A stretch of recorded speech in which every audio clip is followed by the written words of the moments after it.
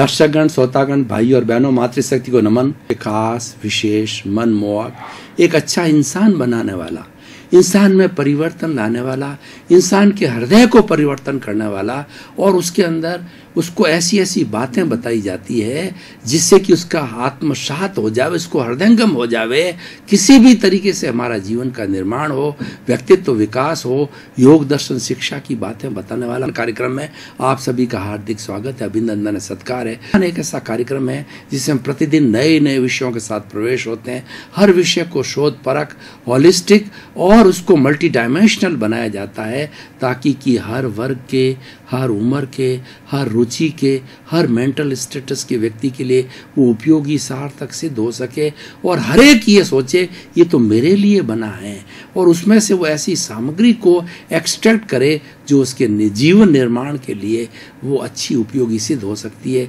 तो आज हम एक भारतीय संस्कृति के विशाल विषय को लेकर के आपके सामने उपस्थित हुए हैं। आज का हमारा विषय है गुरु और गोविंद।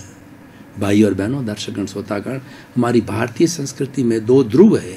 एक तरफ तो गुरु है और दूसरा तरफ गोविंद है। ये दो नदी के तट है। इन दोनों तटों के बीच में से हमारी नदी गुजरती है। इसके दोनों के बीच में से जो है वायु प्रवाहमान होती है। ये दोनों ध्रुव है, और इन दोनों ध्रुव को जब ये मिल जाते हैं तो जीवन की सार्थकता हो जाती है। तो पहले हम परिभाषित करेंगे गुरु क्या है और गोविंद क्या है। इनको अगर मैं इनका कॉम्बिनेशन करूं तो एक कहावत आती है, गुरु गोविंद दाऊ खड़े और काके लागू पाए, बलिहारी गुरु आपनी और गोविंद दियो बताए। निष्कर्ष रूप में हम दोनों को एक जगह मिला करके, एक दूसरे में विलय करके, और हम हमारे विषय को होलिस्टिक बनाएंगे। सबसे पहले हम देखेंगे गुरु। गुरु दो शब्द है। गु का अर्थ होता है अंधकार, रू का मतलब दूर करने वाला। गुरु वह व्यक्ति होता है जो अज्ञान रूपी तिमिर को, अंधकार को मनुष्य के मस्तिष्क से, मनुष्य के विचारों से, मनुष्य की मनोभावना से दूर करता है। और देखिए, एक दीपक होता है, घना अंधेरा हो, कई शताब्दियों का अंधेरा हो, घना वन हो, उसके अंदर एक छोटा सा दीपक जला दो तो वहां पर प्रकाश हो जाता है। दीपक को स्व पर प्रकाशक कहा जाता है। दीपक स्वयं प्रकाशित होता है क्योंकि उसके अंदर जो है वो तेल है, और पर प्रकाशक उसकी जो बाट होती है वो रोशनी बाहर देती है।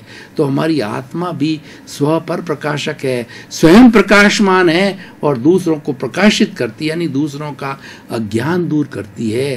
तो गुरु वह होता है जो हमारा अज्ञान दूर करता है और हमें ज्ञान देता है।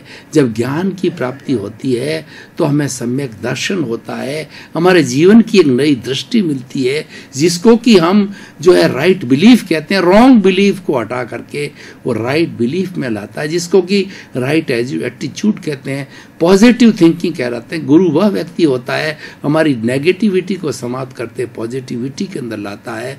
वो हमारे नकारात्मक भावों को हटा करके सकारात्मक बनाता है और हमारे जीवन को आनंदमय बनाता, क्योंकि ज्ञान दुख का कारण है और सुख का कारण है वो ज्ञान। तो ज्ञान कहाँ से मिलता है? ज्ञान गुरु से मिलता है। गुरु जो है सदगुरु होना चाहिए, वह कुगुरु नहीं होना चाहिए। आजकल ऐसे बहुत से भगोड़े हैं जो कहने को तो अपने आप को गुरु कहते हैं, लेकिन उनका चरित्र देखें तो बड़ा कर्तज्ञ उनका जो है वो चरित्र है। उनका चरित्र बहुत खराब है, और बहुत से ऐसे जो है वो गुरु है या सन्यासी है जो कि चरित्रहीन है, उनको हम गुरु नहीं कह सकते हैं। गुरु सच्चा वो होता है जो 5 महाव्रतों का जो है 100% पालन करता है। अहिंसा, सत्य, अचौर्य, ब्रह्मचर्य, अपरिग्रह, ये हमारी भारतीय संस्कृति में 5 महाव्रत बताए गए हैं, 5 व्रत बताए गए हैं। इनका जो अक्षरशः पालन करता है वही गुरु होता है। गुरु एक चरित्रवान व्यक्ति होता है, गुरु के अंदर कोई बुराई नहीं होती है, वो तिन्नाणम तार्याणम होता है, वह स्वयं तरता है और औरों को तारता है, इसीलिए इसका नाम गुरु कहलाता है। गुरु की श्रेणी, गुरु का पद बहुत ऊंचा होता है। हम रामायण को देखें तो रामायण में वशिष्ठ है, वो भगवान दशरथ के और भगवान राम के जो है गुरु हुआ करते थे।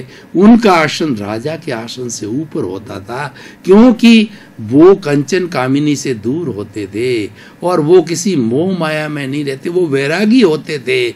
उनको किसी से स्वार्थ नहीं है, वो तो जन कल्याण की बात करते हैं।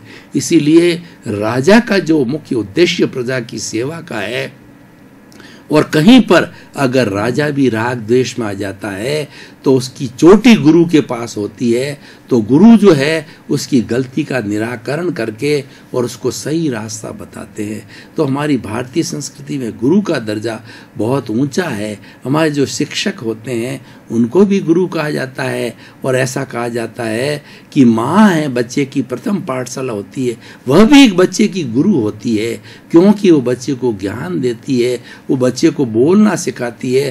तभी मदर टंग कहा जाता है। बच्चा सबसे पहले तुतलासी भाषा के अंदर बोलता है तो माँ की भाषा में माँ के शब्दों से बोलता है, माँ जैसे रटाती वैसे बोलता है, उसको मदर टंग कहा जाता है। हर एक की अपनी अपनी मदर टंग होती है और वो बहुत प्रिय होती है, क्योंकि वो माँ के द्वारा सिखाई जाती है। माँ एक गुरु होता है। और टीचर जब स्कूल में पढ़ते हैं, कॉलेज में पढ़ते हैं, यूनिवर्सिटी में पढ़ते हैं, तो हमारा मार्गदर्शन करने वाला, हमको उस विषय के बारे में जानकारी देने वाला, उस विषय के बारे में पढ़ाने वाला भी गुरु होता है। इसलिए गुरु की बहुत बड़ी महिमा होती है। और वास्तव के अंदर भाई और बहनों, दर्शकगण, श्रोतागण, अगर आप निश्चय की बात करें तो हमारी आत्मा सबसे बड़ी गुरु है, क्योंकि आत्मा एकदम पवित्र होती है, इसके अंदर कोई बुराई नहीं होती है। अगर हम आत्मा की आवाज़ सुने तो इसका मतलब गुरु की आवाज़ सुन रहे हैं, और वो आवाज़ जो है हमारी हमेशा कल्याण करने वाली बात है।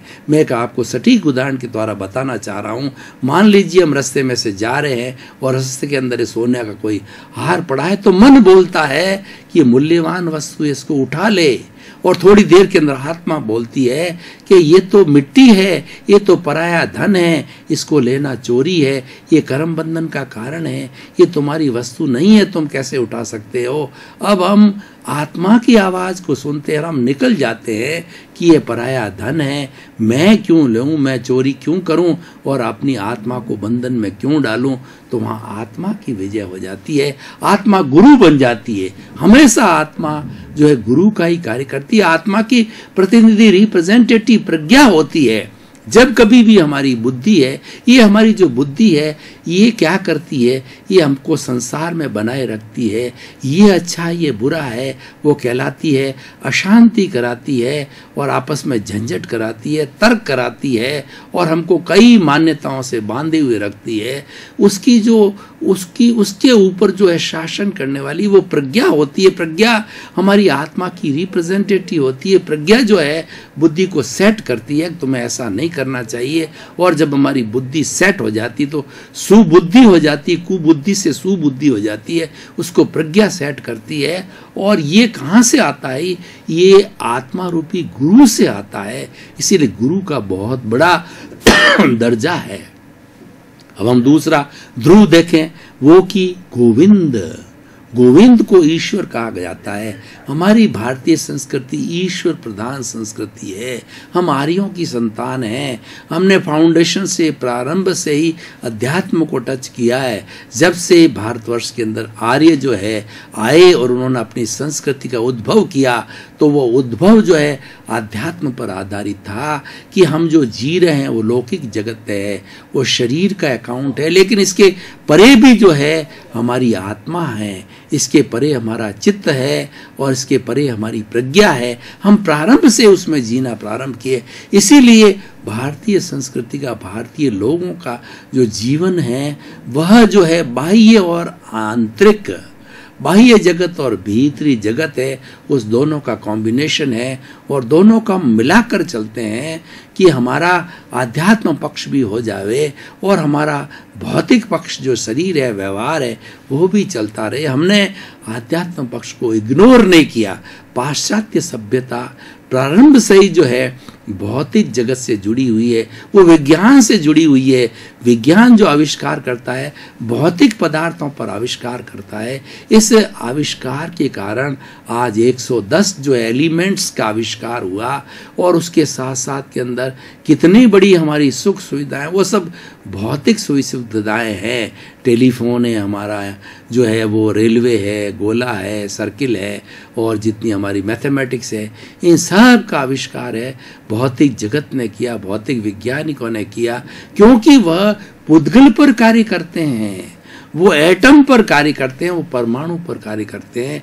और परमाणु होता है वो जड़ होता है, लेकिन जो हमारी संस्कृति, हमारा जो गोविंद है, वो चेतना पर कार्य करता है, वो चेतना प्रधान है, वो अनंत ज्ञान वाला है, वह अनंत दर्शन वाला है, वह अनंत शक्ति वाला है, और अनंत सुख का भंडार। ईश्वर हमारे सामने एक आइडियल है, हमें उसे बनना है। वो एक अच्छाइयों का पुंज है, उसके अंदर कोई बुराई नहीं है।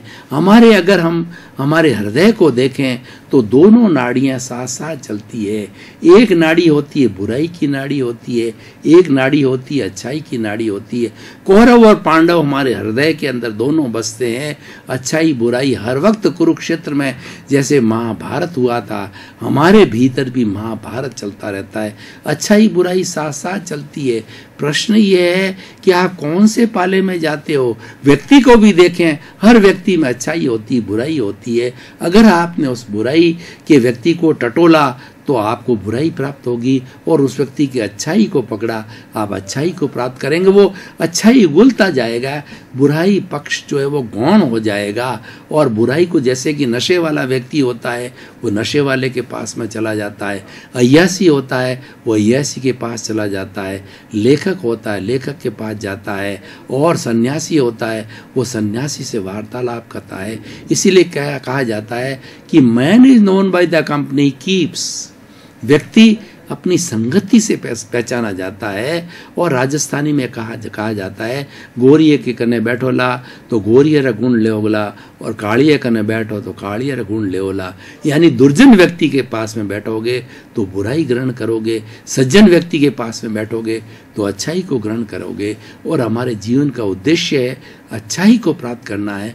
हमारी जितनी बुराई है उनको वाश करना है, यही धोना है, ताकि कि हमारा जीवन परफेक्ट बन जाए, हमारा जीवन जो है गोविंद जैसा बन जाए। गोविंद एक प्रतीक है, गोविंद एक ईश्वर है। गोविंद ईश्वर है, निराकार है, उसका कोई आकार नहीं है। ईश्वर अमूर्त है। और देखिए, आप ईश्वर को पाना चाहते हैं तो ईश्वर हमारे भीतर बैठा है। हमारे भीतर ही जो शुद्ध आत्मा है वो भगवान का रूप है, और ये शरीर एक मंदिर है, इसके अंदर प्रभु विराजमान है। वो प्रभु ही मुझे बुला रहा है, और मैं आपसे बात कर रहा हूँ, मैं प्रवचन देता हूँ। प्रभु की साक्षी से व्यक्ति बोलता है, खाता है, पीता है, उठता है, बैठता है, सोता है, और सारे मन वचन काया के क्रियाकलाप करता है। और अगर ईश्वर की साक्षी न हो, यानी शुद्ध आत्मा की साक्षी न हो, तो वह व्यक्ति वो डेड बॉडी हो जाता है, वो शव कहलाता है, और वो मुर्दा कहलाता है। मुर्दा कभी बोलता नहीं है, मुर्दे को राम नाम सत करके और जला दिया जाता है। वो जड़ पदार्थ है, वो पुद्गल है, वो परमाणु है, तो इसलिए उसको जला दिया जाता है। तो मुख्य जो हमारा, देखिए, हम आज विज्ञान के युग के अंदर जी रहे हैं। विज्ञान के युग में जो कंप्यूटर होता है उसमें दो चीज़ें होती है, एक तो होता है हार्डवेयर और दूसरा सॉफ्टवेयर होता है। उसी जैसे हार्डवेयर है वह कंप्यूटर है, और सॉफ्टवेयर है, उसमें प्रोग्राम्स डाले जाते हैं, उस प्रोग्राम के अनुरूप वह जो है कंप्यूटर काम करता है। ठीक उसी तरह से हमारा ये शरीर है, जड़ और चेतन का मिश्रण है। इसीलिए इसको जो है वो इसको जो है वो चेतनवत कहा जाता है, कि ये जो जड़ पदार्थ है वह भी चेतन रूप हो जाता है, कि वो चेतन की हाजिरी है। चेतन की प्रेजेंस है, चेतन उसमें विराजमान है। जब ये चेतनवत हो जाता, चेतन से वो चार्ज हुआ होता है। हमारी आत्मा जो है वो अनंत ज्ञान वाली, अनंत शक्ति वाली है। वो शक्ति जो है वो अपना शक्ति का पुंज है, वो पावर हाउस है। वो पावर हाउस का एक एक पावर एक एक कोशिका को भेजता है। 60 खरब कोशिकाएं जो है उस पावर से चार्ज हो जाती है। 60 खरब बल्ब जलने लग जाते हैं और बल्ब जो है वो 60 खरब कोशिकाएं अपने आप में एक पावर हाउस बन जाता है। क्योंकि ये बड़े पावर हाउस से ये छोटे पावर हाउस को पावर मिलती है और हम बोलने लगते हैं, हम काम करने लग जाते हैं और हम एक्टिविटी करने लग जाते हैं। तो हम गोविंद की बात कह रहे थे, ये वह गोविंद है जो कि हमको इतनी एनर्जी दे रहा है। और हम जितना सोचते हैं, मनुष्य देखिए इस सृष्टि का सर्वश्रेष्ठ प्राणी है। मनुष्य से बढ़ करके इस सृष्टि में किसी के पास बुद्धि नहीं है। क्या आपने चिंतन किया कि इतना मनुष्य बड़े बड़े काम कैसे करता है, इतनी स्मरण शक्ति कैसे होती है? ये सारी बुद्धि का खेल कहाँ से आता है? ये हमारे भीतर विराजमान गोविंद जो ईश्वर है, भीतर विराजमान है, वो हमको चार्ज करता है। वो अनंत ज्ञान वाला है। वो ज्ञान की रश्मियां हमारे शरीर के अंदर फैलाता है। उसके ज्ञान की रश्मियों से हमारी 5 इंद्रियां चेतन हो जाती है। हमारी स्पर्शन, रसन, घ्राण, चक्षु, श्रोत्राणी, हाथ जब अब एक हाथ पर घूमता है, स्पर्श होता है और जीभ की कोई चीज जो रखी जाती है तो उसका रस मालूम होता है और घ्राण सुगंध दुर्गंध सामने आती है तो नाक के द्वारा हम परिचय कर लेते हैं और कोई दृश्य हमारे सामने आ जाता है तो हम देखने लग जाते हैं। वो व्यक्ति जैसे कोई अंधा हो जाता है लेकिन उसकी भीतर की प्रज्ञा उसको जागृत है, बाहर नहीं देख सकता क्योंकि उसकी आँख का रेटिना खराब हो गया है, वो अंधा हो गया है। और हमारे श्रोत है वो हम कोई भी कहते हैं शब्द जो सुनते हैं वो श्रोत के द्वारा सुनते हैं। इन सबको सुनाने वाला कौन है? इन सबको सुनाने वाला गोविंद है।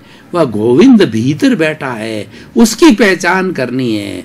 इसीलिए हमारे जीवन का उद्देश्य है गोविंद की पहचान करो। हम दुनिया को बहुत जानते हैं लेकिन गोविंद को नहीं जानते। अब गोविंद को कैसे जाने, वो आज हमारा विषय है। गोविंद को जानने के लिए गुरु की आवश्यकता होती है। हमारे को मार्गदर्शक चाहिए। वो मार्गदर्शक कोई बाह्य व्यक्ति होता है जो कि गुणवान है, चरित्रवान है, ज्ञानवान है और उसने अपनी आत्मा को शुद्ध कर रखा है। तो ऐसा वह गुरु बन करके और हमारा जो गोविंद है, हमारा जो ईश्वर है, वो उसके दर्शन कराता है। इसीलिए कहा गया है गुरु गोविंद दाऊ खड़े और काके लागू पाए। बलिहारी गुरु आपने और गोविंद दियो बताए। मैं तो गोविंद के दर्शन करना चाहता हूं पर हे मेरे गुरु भगवान, आपने गोविंद के दर्शन कराए, इसलिए पहले मैं आपके प्रणाम करूंगा, बाद में गोविंद के प्रणाम करूंगा, क्योंकि आपने ही मुझे जो है दर्शन कराए। देखिए ये हमारे इस जो सांसारिक जगत में माता पिता को जो है इस संसार का भगवान क्यों कहा जाता है? क्या कभी आपने चिंतन किया? भगवान इसीलिए कहा जाता है कि हमको दुनिया में कौन लाया, हमको किसने जन्म दिया। अगर माँ बाप न होते तो क्या हम इस दुनिया में आ सकते थे? नहीं आ सकते थे। तो माता पिता एक गुरु के रूप में है, उन्होंने ही जो है जन्म दे करके ये संसार हमें दिखाया। तो हमारा गुरु होता है वो उस अज्ञान को दूर करता है, मिथ्यात्व को दूर करता है, रॉन्ग बिलीफ को दूर करता है। रॉन्ग बिलीफ क्या है कि हम अपने आप को कर्ता मान लेते हैं। ये काम मैंने किया, ये मकान मैंने बनाया, ये धन दौलत मेरी है, मैं और मेरा, मैं पति हूँ, मैं बाप हूँ, मैं मालिक हूँ, मैं अफसर हूँ, मैं मिनिस्टर हूँ, मैं एमएलए हूँ, मैं एमपी हूँ, मैं शिक्षक हूँ, मैं लेखक हूँ। ये जो मैंपना है ये जो है भ्रांति है। वास्तव के अंदर इस भ्रांति को तोड़ना ही सम्यक दर्शन कहलाता है। इस भ्रांति से हटाना ही राइट बिलीफ कहलाता है। रॉन्ग बिलीफ गई और हम राइट बिलीफ के रास्ते पर आए, वह गुरु ही करा सकता है। गुरु हमारे अज्ञान को तोड़ सकता है। गुरु के बिना अज्ञान कोई तोड़ नहीं सकता है।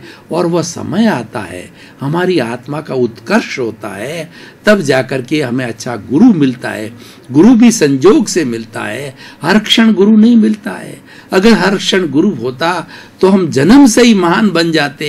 हम जन्म से महान नहीं बनते हैं। हमारा समय आता है, हमें अच्छा संजोग मिलता है, अच्छे गुरु मिलते हैं, अच्छा ज्ञान कराते हैं, अच्छा रास्ता बताते हैं और आगे हम बढ़ते जाते हैं। इसीलिए हमारे इस जो है भारतीय संस्कृति के अंदर जो है 4 जो है आश्रम बताए गए हैं। 4 आश्रम में पहला है हमारा ब्रह्मचर्य आश्रम, 25 साल की उम्र का होता है। दूसरा गृहस्थ आश्रम होता है, 50 साल की उम्र का होता है। तीसरा वानप्रस्थ आश्रम होता है, 75 साल की उम्र का होता है। और चौथा संन्यास आश्रम 100 वर्ष शतायु। पहले लोग शतायु हुआ करते थे। तो मेरे कहने का अर्थ ये होता है, इन सब कहने का कोई न कोई समय होता है। समय आने पर वो हमारी ये कुदरत का कानून है कि हमारे कर्मों के योग से, कर्मों के उदय से जो है ये सृष्टि संजोग मिलाती है और हमें अच्छा गुरु मिलता है। गुरु ज्ञान देता है जब हमें गोविंद की प्राप्ति होती है। तो भाई और बहनों, दर्शकगण, श्रोतागण, आज का जो विषय है बहुत ही सुंदर विषय है। हमारी भारतीय संस्कृति आध्यात्म प्रधान संस्कृति है, आचार प्रधान संस्कृति है, गुण प्रधान संस्कृति है। हम गुणों की पूजा करते हैं, हम व्यक्ति की पूजा नहीं करते। हम गोविंद की पूजा करते हैं, हम गुरु की पूजा करते हैं। गुरु कोई व्यक्ति नहीं है। गुरु वह व्यक्ति है जो चरित्रवान है, जो अच्छाइयों का पुंज है, जो गुणवान है, उसकी हम पूजा करते हैं। दर्शकगण, श्रोतागण, भाई और बहनों, आपका बहुत बहुत धन्यवाद। कार्यक्रम नई नई बातें, नई नई सोच, नई नई दृष्टि, ऐसे ऐसे सत्य उद्घाटित करते हैं। हो सकता है आपने कभी नहीं सुना हो और उसमें से एक वाक्य भी, उसमें से एक पैराग्राफ भी, उसमें से एक सेंटेंस भी, उसमें से एक शब्द भी आपकी जीवन की दिशा को बदल सकता है। इसलिए कहा गया है कि आप दिशा बदल दीजिए, दशा बदल जाएगी। सृष्टि को बदल दीजिए, दृष्टि को बदल दीजिए, सृष्टि हो जाएगी। क्योंकि हमारा उद्देश्य यही है कि नई दृष्टि, नई सृष्टि, जैसा आप चिंतन करोगे वैसा पाओगे। इसी क्रम में आपका जीवन आनंदमय हो, मंगलमय हो, सुखमय हो, आप शतायु हो और खूब दीर्घजीवी होकर के समाज की सेवा करें, परोपकार करें, अपने जीवन को धन्य बनावें। तिन्नानम तार्यम बड़ा तार्यणम करें। आपके जीवन के प्रति मंगल भाव।